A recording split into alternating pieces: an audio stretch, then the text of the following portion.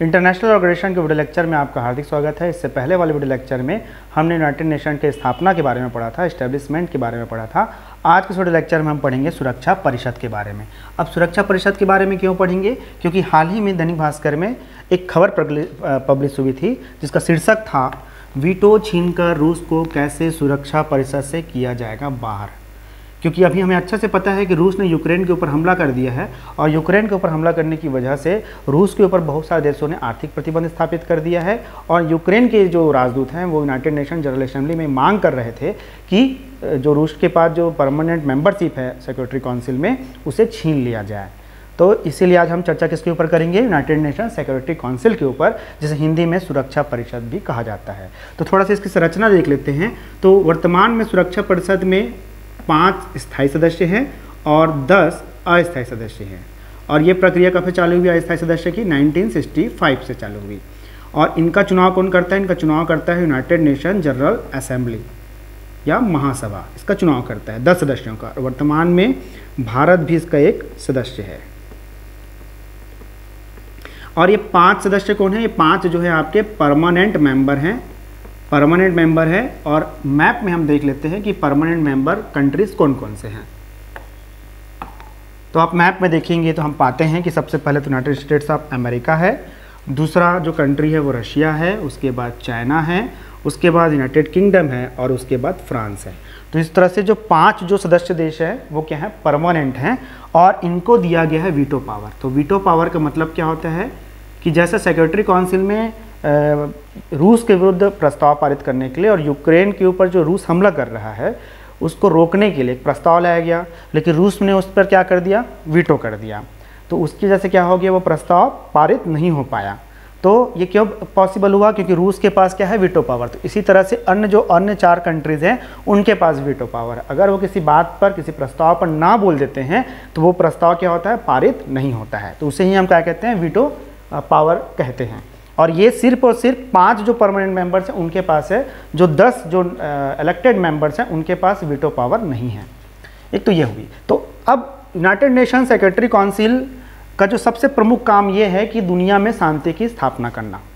हालांकि ये बहुत बार ऐसी परिस्थितियाँ बनी हैं कि ये अपने उद्देश्यों को पूरा नहीं कर पाया, जिसका सबसे बड़ा एग्जांपल आप कौन से ले सकते हैं? यूक्रेन ही ले सकते हैं। या ये तब तब यूनाइटेड नेशन सिक्योरिटी काउंसिल काम नहीं कर पाया जब उसमें से अगर कोई प्रॉब्लम हो रहा है और उसमें से एक पक्ष से जुड़ा हुआ है कौन सा? कोई परमानेंट मेंबर जुड़ा हुआ सिक्योरिटी काउंसिल का, तब ये देखा गया है कि यूनाइटेड नेशन सिक्योरिटी काउंसिल अपने उद्देश्यों को प्राप्त नहीं कर पाया है। अब इंटरनेशनल पीस और सिक्योरिटी की स्थापना के लिए क्या कर सकता है? पहला तो ये है कि ये आर्थिक प्रतिबंध लगा सकता है। दूसरा क्या है? ये मध्यस्थता कर सकता है। तीसरा क्या कर सकता है? अगर ये इन दोनों से बात ना बनी तो ये पीस कीपिंग फोर्स भी भेज सकता है, सेना भी भेज सकता है। तो कहीं पर शांति स्थापित करने के लिए सेना भेजने का, आर्थिक प्रतिबंध लगाने का अधिकार यूनाइटेड नेशन में अगर किसी को प्राप्त है तो सिर्फ और सिर्फ यूनाइटेड नेशन सिक्योरिटी काउंसिल को ही ये अधिकार प्राप्त है।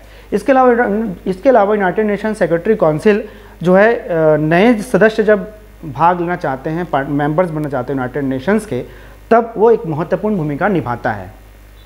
तो इस तरह से United nation security council United Nations के पॉइंट ऑफ व्यू से, वर्ल्ड के पॉइंट ऑफ व्यू से बहुत ही पावरफुल ऑर्गेनाइजेशन है, बहुत ही पावरफुल संस्था है। इसलिए इसे संयुक्त राष्ट्र का हार्ट भी कहा जाता है, यूनाइटेड नेशन का हार्ट भी कहा जाता है, दुनिया का पुलिसमैन भी कहा जाता है। तो एक तो ये वाली बात हो गई कि हमने समझ लिया कि यूनाइटेड नेशन होता क्या है। अब हम यूनाइटेड नेशन के सुधार के बारे में देख लेते हैं, क्योंकि पिछले कई वर्षों से सुधार की बात की जा रही है। अब ऐसा माना जाता है कि जो यूनाइटेड नेशन सिक्योरिटी काउंसिल का जो वर्तमान जो स्ट्रक्चर है, वर्तमान में जो परमानेंट मेंबर्स हैं, वो दुनिया की जो वास्तविक परिस्थिति है उसको रिफ्लेक्ट नहीं करता। और इसी से जुड़ा हुआ है रशिया वाला मामला, कि जैसे कि अभी यूक्रेन के राजदूत का यूनाइटेड नेशन जनरल असेंबली में कहना था कि रशिया से पहले 15 देशों ने मिलकर क्या बनाया था? रशिया के साथ 15 देशों ने मिलकर बनाया था USSR। और इसका विघटन हो गया। कब विघटन हो गया? 1990 में इसका विघटन हो गया USSR का।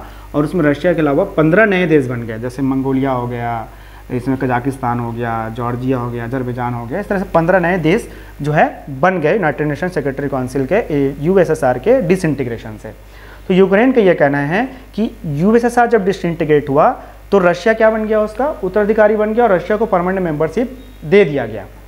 तो ये यूक्रेन के राजदूत का ऐसा कहना है कि ये गलत है।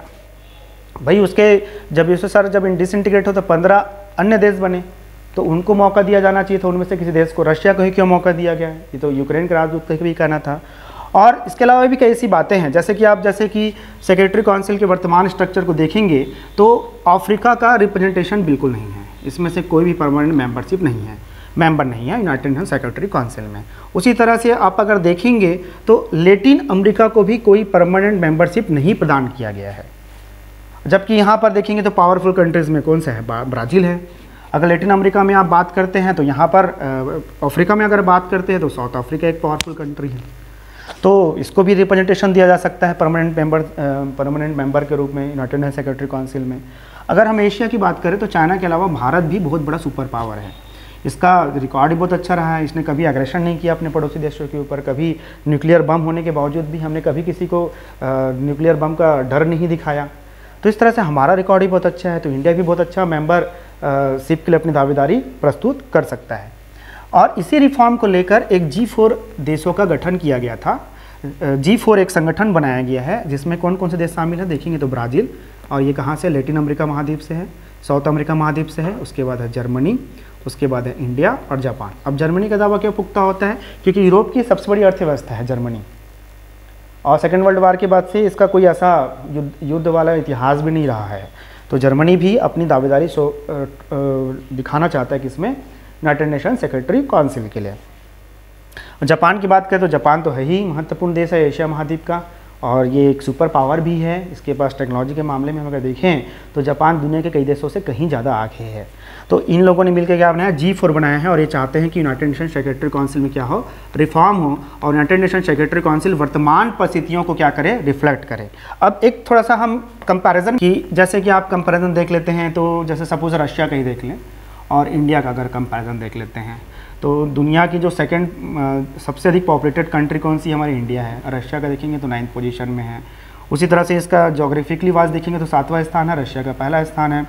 अगर पर कैपिटा इनकम के हिसाब से देखेंगे तो PPP के हिसाब से अगर GDP को देखेंगे, अपन अर्थव्यवस्था को देखेंगे, तो जो भारत का जो स्थान है वो कितना है? 3रा है। और रशिया का भी देखेंगे तो कितना हो जाता है? रशिया का जो स्थान है वो हो जाता है 6वां। तो इस तरह से देखा जाए तो रशिया कई मामलों में हमसे क्या है? पीछे है। उसी तरह से अन्य और भी देश है, जैसे यूनाइटेड किंगडम हो गया या फ्रांस हो गया, तो वर्तमान परिस्थिति में दुनिया में सुपर पावर के रूप में इसको नहीं देखा जाता। फिर भी यूनाइटेड नेशन सेक्रेटरी काउंसिल के क्या है? मेंबर हैं, या हम कह सकते हैं कि अभी वर्तमान में जो यूनाइटेड नेशन सेक्रेटरी काउंसिल है इसमें दबदबा है अमेरिका और उसके समर्थक देशों का। तो इसलिए क्या होता है कि यूनाइटेड नेशन सेक्रेटरी काउंसिल अपने उद्देश्यों को कई बार प्राप्त करने में सफल नहीं हो पाता है। और इससे पहले अगर हम देखें 90 से पहले कोल्ड वार के समय में, तो कोल्ड वार के समय में भी दुनिया जो थी 2 भागों में बढ़ गई थी। एक तरफ USA था और एक तरफ USSR था। तो उस समय भी क्या होता था कि ये अपने दायित्वों को उद्देश्यों को पूरा नहीं कर पाता था।